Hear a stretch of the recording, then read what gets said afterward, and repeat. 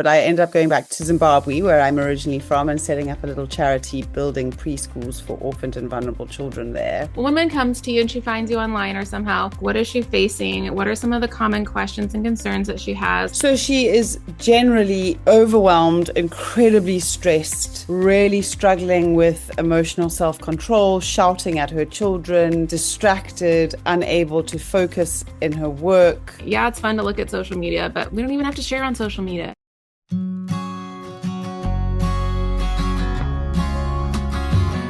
All right, today I have a wonderful woman named Charlotte Haggie, who is a coach on a mission to help working moms build resilience so they can handle stress better and build incredible, deep relationships, feel fulfilled and successful in their work, and look after their well-being in the best way possible. She's a mom to a 6-year-old son and a 4-year-old daughter, so very similar stage of life to me. And Charlotte, we're so excited to have you here. So thanks for being on the show. Thank you so much for having me. I'm thrilled to be here. Yeah, well, I want to hear a little bit of your backstory. So how did you become a coach? What was life like before momhood? I mean, give me the full story. Yeah, so I have always been kind of fascinated by people, and originally wanted to be an actress. I was going to be on stage. I was going to do all the things, and then I actually, when I went to university, realized that I was fascinated by people, and I got into industrial relations and then ended up doing workplace change and labor law, which was fascinating. Wow. And certainly in South Africa, we have very interesting labor legislation, very protective of the employee and with all of our history. So that was really interesting. And then I went to London and did my thing there and ended up studying social development practice. So really looking at people, and, we go into people's lives and think that we know it all and we want to make change. And after that, long story, but I ended up going back to Zimbabwe, where I'm originally from, and setting up a little charity building preschools for orphaned and vulnerable children there. Wow. And obviously doing that, I wasn't earning a salary. So I qualified as a personal trainer, which is so random because I had never been into any kind of exercise or any kind of sport. But again, people and our bodies fascinated me. And so I qualified as a personal trainer, and from there started noticing how working with people in the gym, they actually just wanted a place to talk. Right. And that experience of seeing the physical exercise itself was one thing, but just having that space to share what was going on for them and to be safe enough to be able to do that with an objective person. Mm-hmm.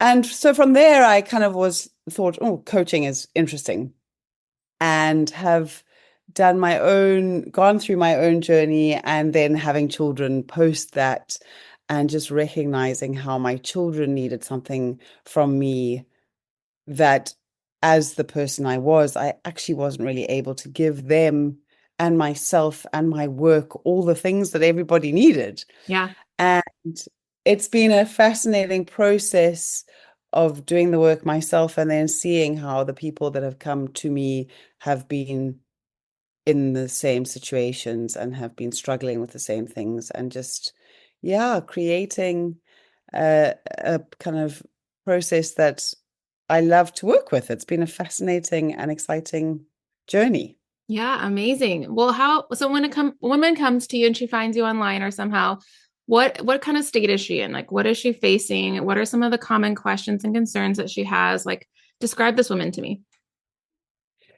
So she is generally overwhelmed, incredibly stressed, really struggling with emotional self-control, shouting at her children, distracted, unable to focus in her work, very often unable to manage what she's eating, often mindless eating, mindless shouting, mindless scrolling through social media, and relationships are rocky.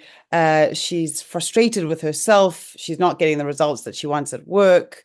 And she's just got to that point where something has to change. Yeah. And she can't carry on like that, really. Yeah, that's such a good description. And I think we've all probably found ourselves there in one season or another, and we can recognize that. Feels Mm. good to be out of it, but I think there is still a lot of women, and especially young moms, right? Their kids are young, they're under 5. It can be very overwhelming because the kids just need a lot. And so we feel like we don't have time. We don't like, there's no margin. It's all about them. So what do you feel like is the biggest lie when someone is a working mom? She has to work or she chooses to work, but she's also a mother and a wife. What's that misconception that women have about motherhood and working?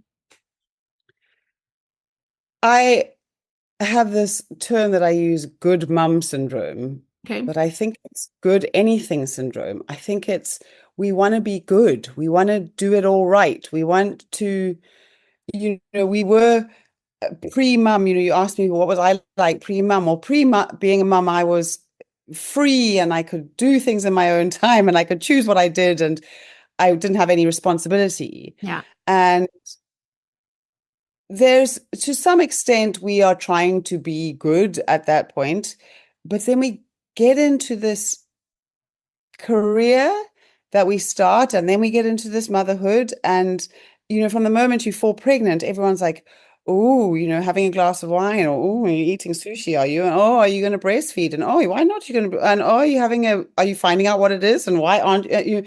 From that moment, it's almost like that becomes the focus. And actually the thing that you were good at, the job or the just being you, almost become, that gets pushed to the sideline. And here you are wanting, also, I think there's an inherent drive in us to be a good mum. Mm-hmm.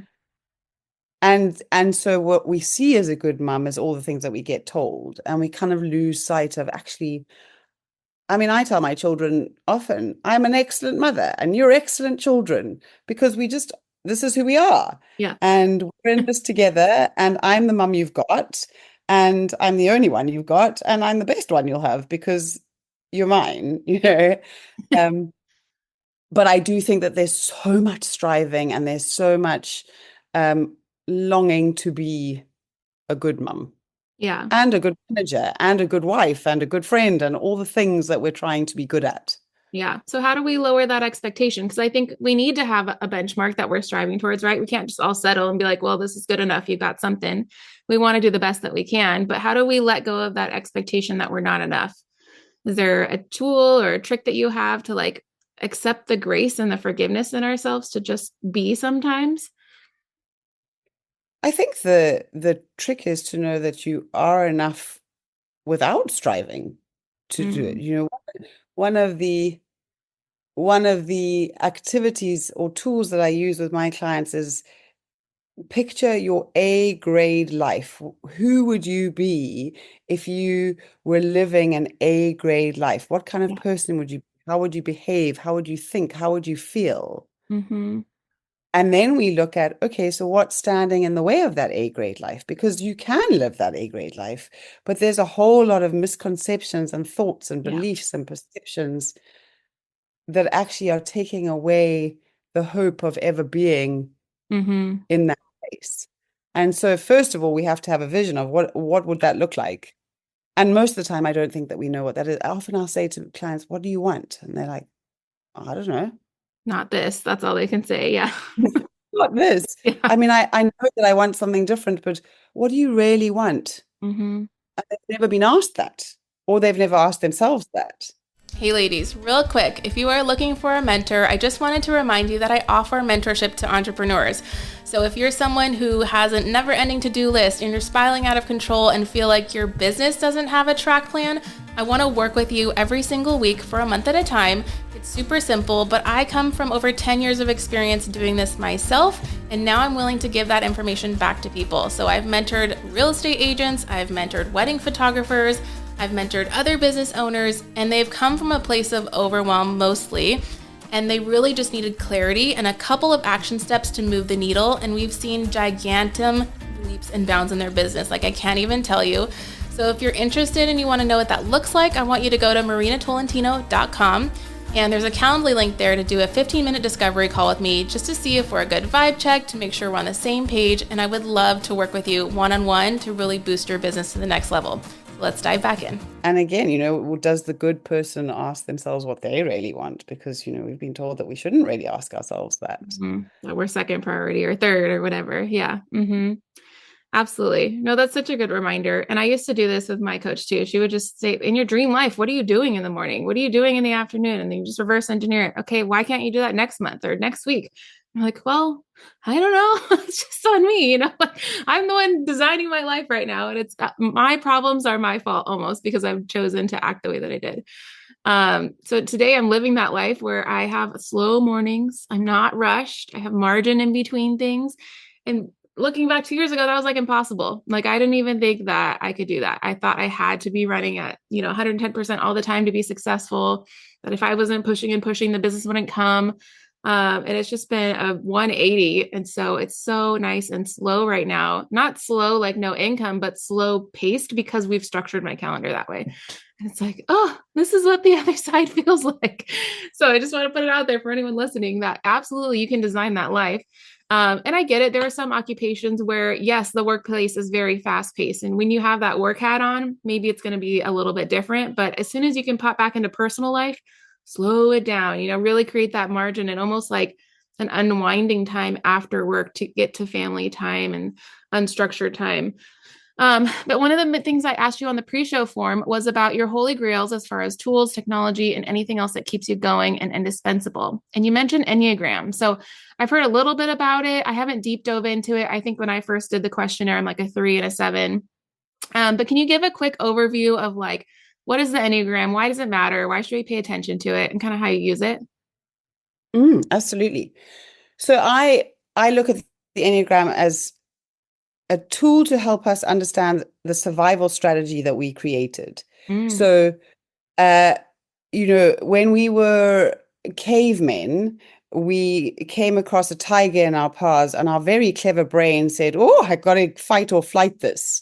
And we were surviving. Yeah. And in this day and age, we don't go to the supermarket and you buy your food. You don't have to face tigers to go and buy your food. And so if we think about Maslow's hierarchy of needs, we've moved up into this desperate longing for love and belonging.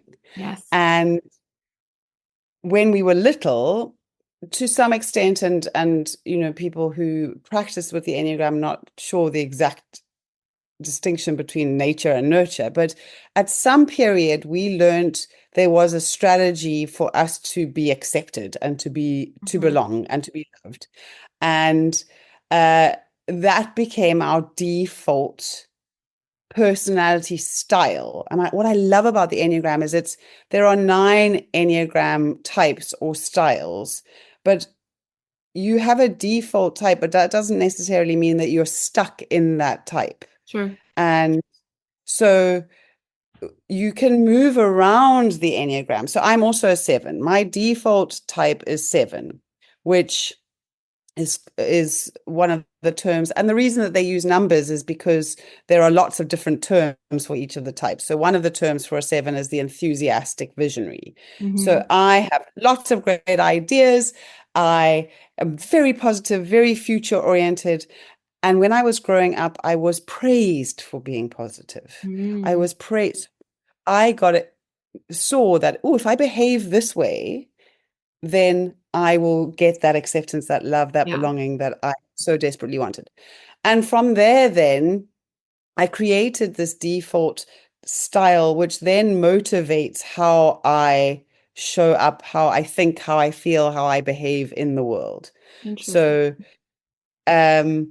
it became the strategy that I used, and knowing the strategy, I can see how I can move around the Enneagram. So 7s, and it's quite hard to explain it without drawing it, but 7s have wings. So 7s have a 6 and an 8 wing. Sure. And the 6 is a different type and the 8 is a different type. So I, as a 7, have access to different characteristics of those types immediately next to me.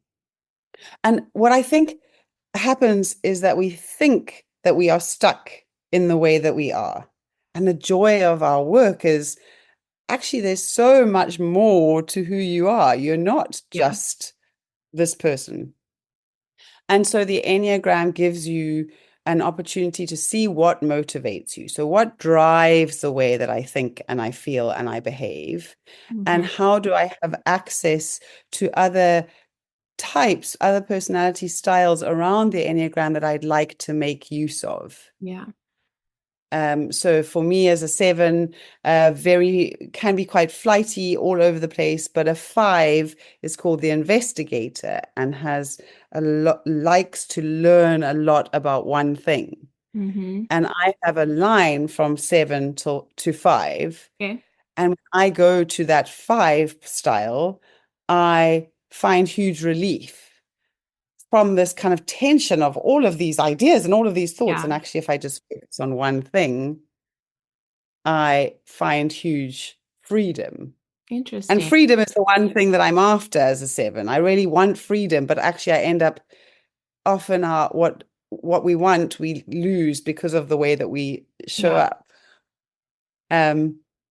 Yeah. I don't know if that explained it very No, well. it does. So I think just your definition of like that's kind of how we designed our life to survive and get that positive reinforcement, and it kind of rooted as like a personality style. But absolutely, we have the flexibility to pivot and shift through the different types based on what we need, or if we want to experiment with, does this other thing make me feel better in different situations? Can I use this part of me to do this thing?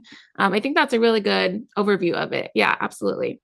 And I think one of the things that I always love the idea that our weaknesses are our strengths taken to extreme. So, when you look at your style, there are kind of healthier characteristics and unhealthier Mhm. characteristics. The unhealthy ones are when you take those healthy ones to the extreme. So if I'm so positive about everything that I never actually am realistic about the state of Yeah. affairs or have no idea about what I really feel, that's taking that to the extreme. Hmm. And we can live in the positive elements of our type. Life is so much more joyful and vibrant. Sure. Yeah. No, that's so good.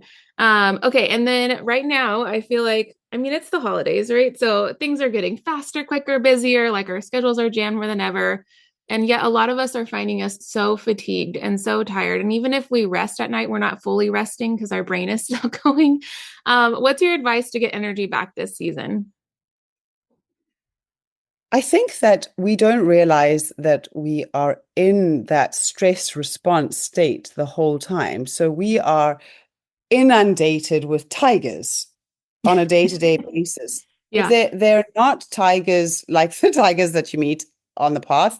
They are tigers that threaten our need for love and belonging. Mm, So social media, you look at social media and it says you should look like that and you should be like this and oh, if I'm going to be a good mom, I've got to make sure that I have Christmas presents for all the teachers and they need to be really thought out Christmas yeah. presents. And also I need to make sure that I attend every nativity play. And also I need to make sure that I meet all the deadlines I said I was going to meet. And also I've got to make sure that the turkey is basted and that I didn't forget to buy the potatoes because we're trying so hard to make sure that we're doing all the things. And in that state of doing that, we're fight or flighting. So we're fighting the to-do list. Okay, I see my to-do list. I'm going to fight it. I got to do every single thing and then I can cross it off the list. And then I'll feel calm. Hey, I'm sorry to interrupt, and I hope you're enjoying this episode of the Work Like a Mother podcast. Real quick, I just want to remind you guys, if you are worried about missing an episode, you don't have to worry anymore because we are creating a weekly email that's going to go out automatically every single time there's a brand new episode. And this email is going to have everything you need to know about this week's featured guest. It's going to have all of the links and the resources that we're going to talk about in this episode. So you don't have to go around and fumble through the show notes, but it's going to be served in your inbox every single week. So if you guys want that access, be sure to click below one time in the show notes today, sign up for that email, and then you'll never have to worry about it in the future. And bonus, if you really love this, we'd love it if you share this with a friend. Give us a review on whatever platform you're listening to, and we'll continue to bring new episodes and new information that's going to help you level up your life every single week. But we never get to that point of, I'm actually safe. I'm okay. Yeah. I'm calm. I'm at ease. Yeah. And who cares if the turkey doesn't arrive? We'll have something else, And so it's noticing, oh, when am I in a stress response? When am I in an emotional state that is depleting? Yeah. If you think about the difference between a state of guilt versus a state of, like joy, Mm-hmm. or a state of anger versus a state of peace. Yeah. We live in these depleting emotional states, and knowing how to shift into a more energizing, more renewing state, that's one way of doing it, is Mm-hmm. learning those self-regulation tools. And the other way is just noticing, oh, I mean, curiosity for me is literally the most amazing tool that you can use. Mm. Notice, oh, something's happening inside me. Often say to clients, what do you feel about that? And they're like, oh, well, I think that they do. Da, la, la, la. I'm like, no, no, no, not what do you think? What do you feel? Yeah. They have no idea, Mm-hmm. because we've pushed our feelings aside for so many years because they weren't acceptable, or, Yeah. we didn't see them as acceptable. And so noticing, oh, I'm feeling something here. I'm feeling a bit stressed out here. And then when you notice, you have more capacity to decide. I actually got this, I can never remember it, but Mm-hmm. the Latin meaning of the term decision is to cut off. So Ooh. when you make a decision, you are cutting off the other choices. So decide. Yeah. And then once you've made a decision, you've cut off the other choices. So there's no room for guilt or rumination or Yeah. catastrophizing or whatever. I've decided, and now I've made the decision, and now I move on. Mm-hmm. So good. That's a great definition. Yeah. Instead of like, I'm going to hold on to the what ifs because we have to be prepared for 360 decisions. It's just one That's decision. Yeah. exhausting. Oh. Yeah. And No. if you decided that you weren't going to attend that event, you've decided. And if somebody wants to think something about you, so be it. Yeah. But we think that someone's thinking about us when actually no one's really thinking about us. All the time. Yeah, absolutely. Letting go of the expectations of that have been unsaid and uncommunicated don't exist. Yeah, Absolutely. absolutely. That's so good. And I think for us too, like with the holidays, moms do so much. Like we need to give ourselves credit, first of all. We're the ones that make all the holiday magic happen. But we can also do a better job of communicating to our partners and our family of how they can help. We don't have to do it all. We like literally carry this burden because if I don't do it, it won't be perfect or special and all these things. And then there's like the 30 things to do in November for Thanksgiving and then 30 things to do in December for December. And it's like, holy moly, like it never ends for these next months. And I think I put so much pressure on myself when my kids were young, like under 5, to have perfect Christmases. And then it wasn't until last year, like my son's 9 now and my daughter's 4, that I was like, they aren't going to remember a thing. They aren't going to remember how the cookies tasted or if I bought the gingerbread or made it from scratch. Like, I don't know. It's so freeing to realize, like, okay, what if we just make one special moment instead of 20 to 30 special moments? Like, really, and it's about being present than anything. And so if anyone can just take away something from this episode, it's to let go of that expectation, just be you and show up uninterrupted. And that's going to mean more to your kids than the perfect presentation or your elf on the shelf or something. Absolutely. And, as you're saying that, I'm thinking about us remembering this Christmas, because if your attention is on 30 things at once, if you think of your attention as a flashlight, so we don't have 10 flashlights, we have one flashlight, and my attention is here, and then my attention is there, and then my attention is there, and it's all being waved all over the place. I mean, don't you want to remember the Christmas when they were 5 and 9, and you can remember the look on their faces, even if they can't remember it, you can remember the look on their faces when they opened that present that they really wanted. But when you're trying to bake the cookies and make the coffee warm for everyone and make sure that whatever else is happening. Yeah. And that moment is gone. Yeah. And they don't remember it and you don't remember it. Mm-hmm. And actually, if we decide these are the things that are going to be my priority. And one of the ways of doing that is looking at what are my values, not what are the values of the world, but what are the things that are really important to me. Mm-hmm. And then use that as a guiding tool. I mean, is it really important does this activity fit in with my values? Yeah.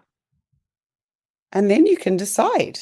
Mhm. The freedom to be able to decide for yourself and not to let the world decide for you. Oh, yeah. What a We canceled Halloween this year in our household, and it was so refreshing to just not do it for a year. I was like, every year we regret doing it. We wonder why, and it's so expensive.